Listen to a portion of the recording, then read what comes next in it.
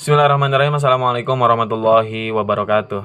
Alhamdulillah wa syukurillah. Wassalatu wassalamu ala asrafil anbiya'i wal mursalin wa ala alihi washabihi ajmain. Amma ba'du.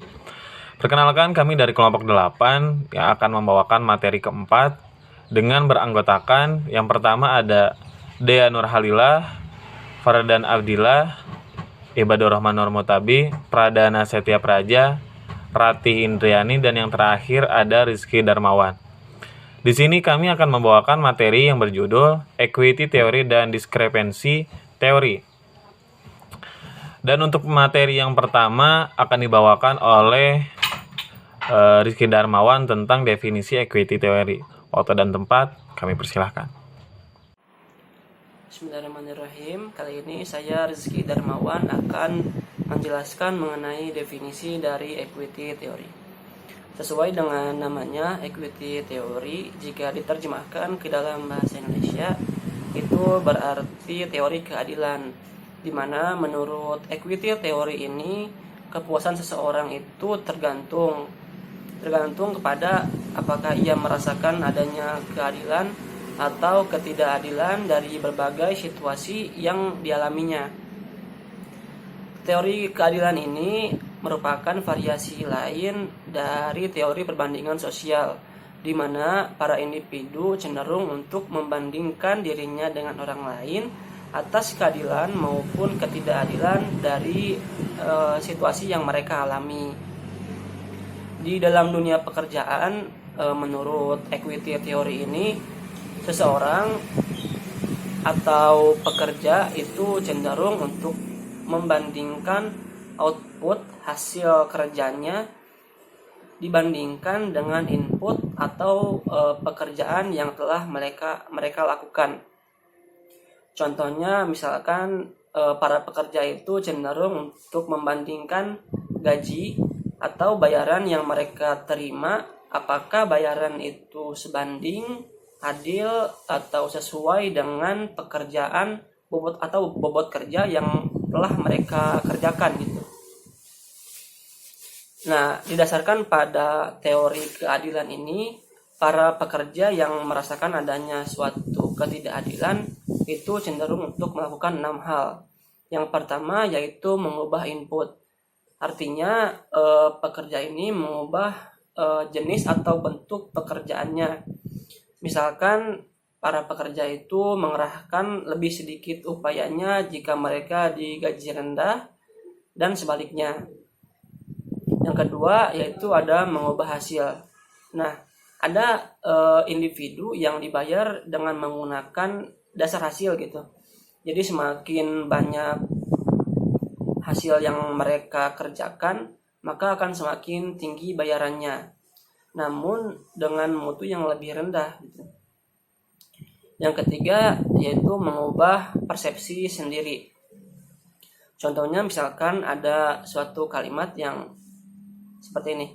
Saya terbiasa berpikir bahwa saya telah bekerja dengan kecepatan yang sedang, tapi sekarang saya menyadari bahwa saya telah bekerja lebih keras dibanding orang lain gitu. Selanjutnya yang keempat yaitu mengubah persepsi orang lain. Contohnya misalkan ada kalimat, pekerjaan Mike itu tidak seperti yang saya pikirkan. Nah, itu entah pekerjaan Mike yang bayarannya tinggi namun bobot kerjaannya yang lebih mudah ataupun sebaliknya. Kemudian yang kelima, ada pilihlah pembicara yang berbeda. Contohnya misalkan ada kalimat, saya tidak memperoleh sebanyak kakak ipar saya, tetapi saya melakukan dengan jauh lebih baik daripada ayah saya ketika ayah saya seumuran dengan saya. Kemudian yang terakhir, yang keenam, yaitu ada meninggalkan bidang. Maksud dari meninggalkan bidang ini yaitu pekerja keluar dari pekerjaannya karena merasakan adanya ketidakadilan di dalam pekerjaan tersebut. Terima kasih. Terima kasih kepada saudara Rizky Darmawan. Selanjutnya ada equity theory menurut para ahli dan alasan mengapa teori ini muncul yang akan disampaikan oleh saudari Ratih Indriani. Tempat dan waktu kami persilahkan. Bismillahirrohmanirrohim. Assalamualaikum warahmatullahi wabarakatuh. Perkenalkan, nama saya Rati Indriani. Di sini saya akan menjelaskan tentang equity teori menurut ahli dan alasan mengapa teori ini muncul. Teori equity dikemukakan oleh John Stacey Adams, seorang psikolog kerja dan perilaku pada tahun 1963. Teori ini berasumsi bahwa pada dasarnya manusia menyenangi perlakuan yang adil atau sebanding, berhubungan dengan kepuasan relasional dalam hal persepsi distribusi yang adil atau tidak adil dari sumber daya dalam hubungan interpersonal. Teori ini membangun kesadaran yang lebih luas terhadap dimensi penilaian masing-masing individu sebagai manifestasi keadilan yang lebih luas dibandingkan teori motivasi lainnya. Beberapa teori motivasi berasumsi bahwa perilaku seseorang muncul dan dikelola oleh usaha untuk membangun atau mempertahankan suatu keseimbangan psikologis batin. Menurut Adams, ketidakadilan menciptakan ketegangan sebanding dengan ketidakseimbangan. Ini adalah ketegangan yang memotivasi individu untuk mengurangi kesenjangan tersebut.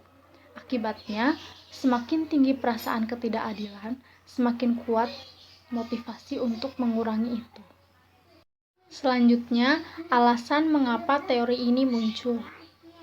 Teori ekuitas ini muncul karena beberapa peneliti mengkritik teori pertukaran sosial yang mengabaikan pentingnya keadilan atau keseimbangan dalam hubungan. Para pendukung teori ini berpendapat bahwa orang tidak sekedar berusaha mendapatkan reward sebanyak-banyaknya dan mengurangi cost, melainkan juga peduli mengenai keseimbangan dalam hubungan, yaitu bahwa reward dan cost yang mereka alami dan kontribusikan dalam hubungan tersebut kira-kira seimbang dengan pihak lain. Teori ini menggambarkan bahwa hubungan yang seimbang adalah yang membahagiakan dan relatif stabil. Sekian dari saya. Terima kasih. Wassalamualaikum warahmatullahi wabarakatuh. Terima kasih kepada Saudari Indri. Selanjutnya ada komponen utama equity theory yang akan dibawakan oleh saudari Dea Nurhalilah. Tempat dan waktu kami persilahkan. Assalamualaikum warahmatullahi wabarakatuh. Saya Dea Nurhalilah. Di sini saya akan menjelaskan poin D, yaitu komponen utama equity theory. Komponen utama dari equity theory ini ada 3. Yang pertama ada input, lalu output, dan yang ketiga ada comparison person. Input dapat juga diartikan sebagai berbagai hal yang dibawa dalam kerja seperti pengalaman, pendidikan, dan juga keterampilan. Dengan demikian, input berarti segala sesuatu yang berharga yang dirasakan oleh karyawan sebagai sumbangan terhadap pekerjaannya. Lalu yang kedua, output. Output dapat dikatakan sebagai segala sesuatu yang dianggap bernilai oleh seorang pekerja yang diperoleh dari pekerjaannya, seperti gaji, keuntungan sampingan, simbol status, penghargaan, serta kesempatan untuk berhasil atau berekspresi diri. Lalu yang ketiga ada comparison person. Comparison person atau menjadikan orang lain sebagai tempat pembanding. Contohnya, orang dengan pendidikan yang sama, dengan jabatan juga sama, tetapi gaji yang diterimanya ini berbeda. Menurut teori ini, seseorang akan membandingkan rasio input hasil dari dirinya dengan rasio input hasil orang bandingan. Jika perbandingannya itu dianggap cukup adil, maka ia akan merasa puas. Tetapi jika perbandingannya itu tidak seimbang dan justru merugikannya, akan menimbulkan ketidakpuasan dan menjadi motif tindakan bagi seseorang untuk menegakkan keadilan. Nah, ada bermacam-macam cara karyawan untuk menegakkan keadilan tersebut, yaitu yang pertama, meningkatkan atau mengurangi input-input pribadi, khususnya usaha membujuk orang bandingan untuk meningkatkan atau mengurangi input-input pribadinya. Lalu yang kedua, membujuk organisasinya untuk merubah hasil perseorangan pekerja atau hasil dari orang bandingan. Yang ketiga, pengabaian psikologis terhadap input-input atau hasil-hasil dari orang bandingan. Lalu yang keempat, memilih orang bandingan yang lain. Bagaimana seseorang berusaha menurunkan ketidakadilan akan ditentukan oleh sifat selisih hasil dan input, serta biaya relatif reaksi alternatif dalam situasi tertentu.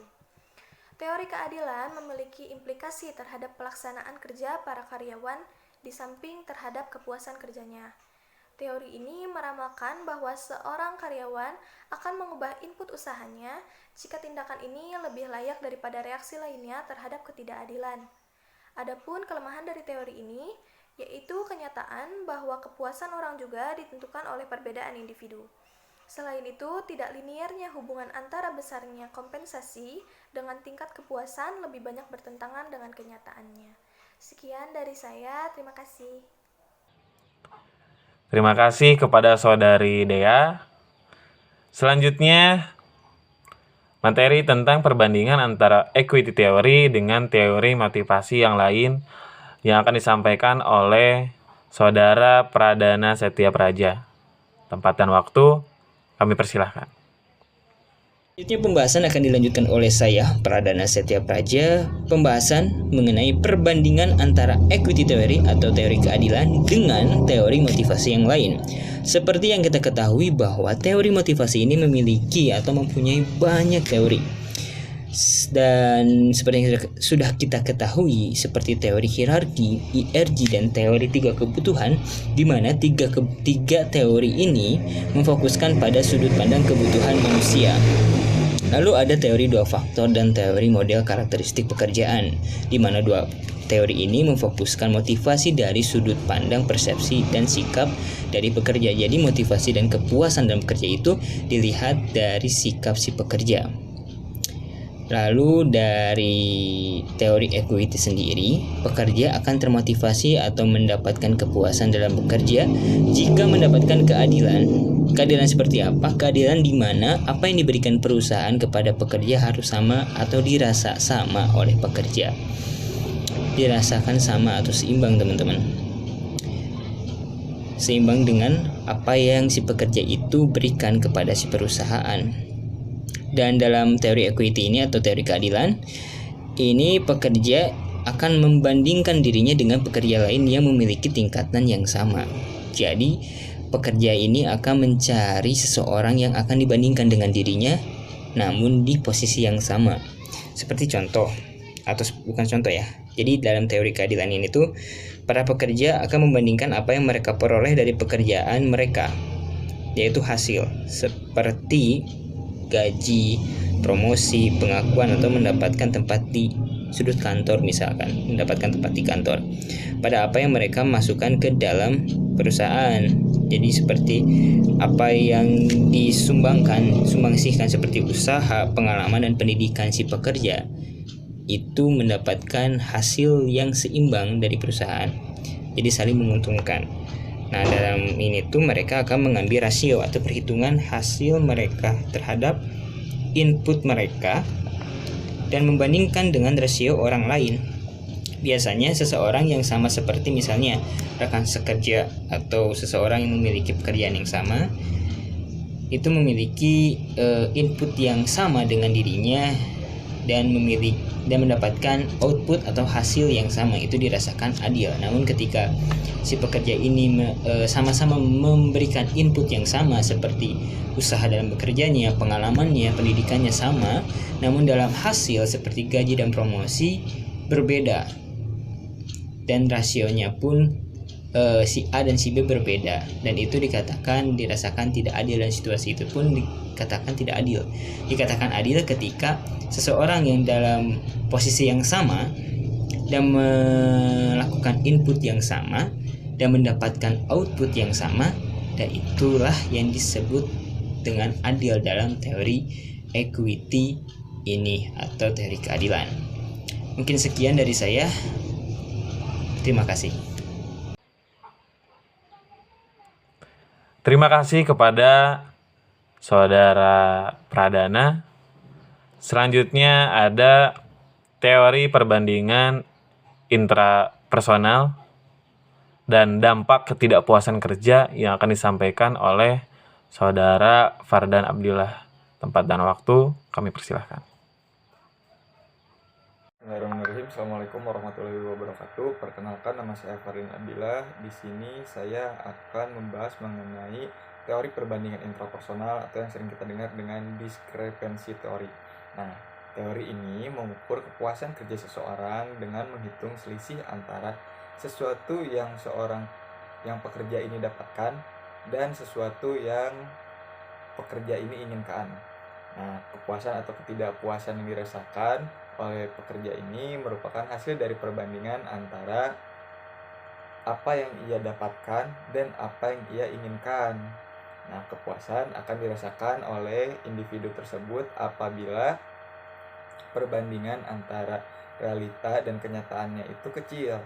Nah, sebaliknya, ketidakpuasan akan timbul dari individu tersebut apabila perbandingan antara keinginan dan realita itu besar. Nah, lalu yang selanjutnya mengenai dampak ketidakpuasan. Menurut Ashad, ada 4 cara karyawan dalam mengungkapkan ketidakpuasan pekerjaannya, yaitu yang pertama, exit atau kita sering dengar dengan keluar. Nah, ketidakpuasan yang diungkapkan dengan meninggalkan pekerjaan tersebut adalah sebuah bentuk isyarat dari bahwasannya individu tersebut tidak puas dengan pekerjaan yang ia lakukan. Lalu yang selanjutnya yaitu menyuarakan atau voice.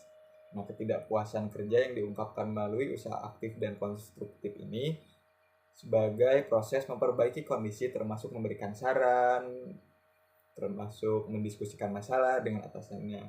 Nah, lalu yang selanjutnya itu ada mengabaikan atau neglect. Kepuasan kerja yang diungkapkan melalui sikap membiarkan keadaan menjadi lebih buruk. Nah, biasanya itu contohnya seperti sering absen, sering terlambat, upaya dalam pekerjaannya itu berkurang jadi tidak semangat lagi, dan kesalahan yang dibuatnya semakin banyak. Nah, lalu yang selanjutnya itu ada kesetiaan atau loyalty.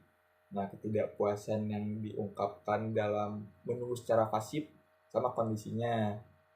Bisa jadi lebih baik, bisa jadi lebih buruk. Kayak apabila kita tidak puas dalam pekerjaan tersebut, otomatis kita akan lebih pasif terhadap apa yang terjadi di perusahaan tersebut, seperti membiarkan masalah, ada yang mau kritik sebagai perbaikan itu tidak didengar, dan lain-lain.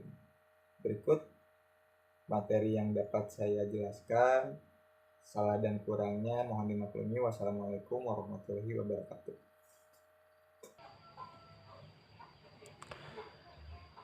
Terima kasih kepada saudara Fardan. Yang selanjutnya adalah kesimpulan yang akan disampaikan oleh saya sendiri. Untuk yang selanjutnya, kesimpulan.